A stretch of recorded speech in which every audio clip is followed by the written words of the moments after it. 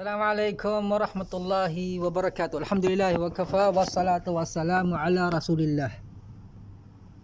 Isa po sa sunnah ay yung pagtulog sa tanghali. Ang pagtulog po sa tanghali, karaniwan nakagawian po natin sa atin na pinatutulog tayo ng ating mga magulang pagdating ng tanghali. Pero karaniwan sa atin tumatakas, nangunguha ng gagamba, naghihintay ng mahulog yung mangga, kayumito, kasama yung mga kaibigan natin. Ito po yung sa atin. Pero po nung sa Islam, itinuturo po na tayo po ay matulog sa tanghali. At naaprubahan po ng mga doktor na ang pagtulog sa tanghali ay tulad ng natulog ka ng 2 oras kapag natulog ka ng 1 oras. Kung natulog ka ng kalahating oras, para kang natulog ng 1 oras. Yan. Inshallah. Sunnah. Okay.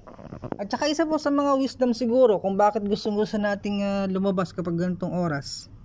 Kung tayo po yung mga bata pa, kasi napaka-aliwalas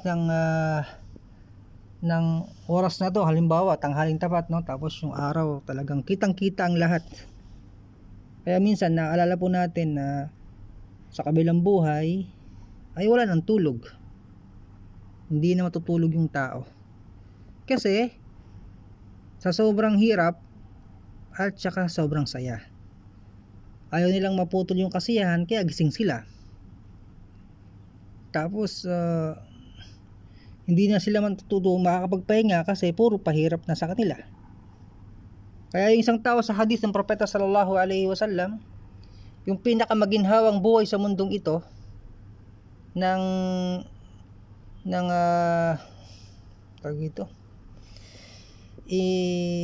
isinausaw, kumbaga doon sa impyerno, nakalimutan lahat.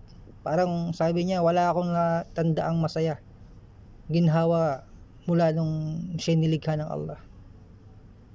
Kumbaga puro lungkot na, wala na siyang nakitang kasiyahan. At yung isang tao naman, yung pinakamahirap sa mundo na nanampalataya sa kaisahan ng Allah, ay sasabihin din niya, kamarawa Muslim, na wala siyang naalalang kalungkutan, pighati o kahirapan nang siya ay naisausaw dun sa paraiso. Allahu Akbar. Kaya mga kapatid, ang ating gustong sabihin, tanghaling tapat, sunnang matulog. Si Propeta Muhammad sallallahu alaihi wasallam ay natutulog ng tanghali. Yan. Tapos yung mga sabi ng mga kababayan naman natin, siguro kaya sinasabi ng ating mga magulang sabay-sabay kumain, kasi darating ang pagkakataon hindi na tayo sabay-sabay kumain, kasama naman pamilya natin. Tapos pinatutulog tayo nakasama nila, kasama ng mga bata, kasi sabi nila darating yung panahon na hindi ka na makakapagpahinga ng maayos kasi sobrang busy ng buhay. Kaya magkakasama tayong lahat sa pagsamba, ito ang pinakamaganda. At syempre pagdating ng hindi pagkakaintindihan, ito po'y pagsubok at hindi maganda. Kaya muli, ang sunnah, alalahan natin na ang buhay doon sa kabilang buhay, wala ng tulog. Puro saya o puro lungkot. Nasallaha husnal khatimah.